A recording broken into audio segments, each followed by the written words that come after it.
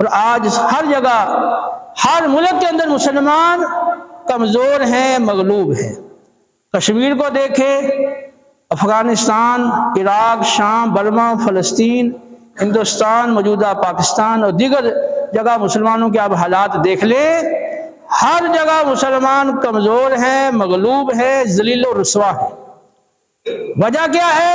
اپنے رب سے جو وعدہ کیا تھا جنت کے بدلے میں دین کی راہ میں جان اور مال صرف کرنے کا، اس عہد کی پاسداری نہیں کی، اس عہد کو نہیں نبھایا، اس کو پورا نہیں کیا، اور یہی سمجھا کہ بس دنیا کی زندگی ہے، بس اسی کو سنوارو اور دنیا کی آسائشیں سہولتیں جمع کرو تو بس آخرت میں بس دیکھا جائے گا۔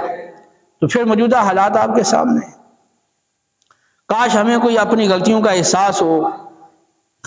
آج کیا آپ نہیں دیکھ رہے ہیں کہ کس طرح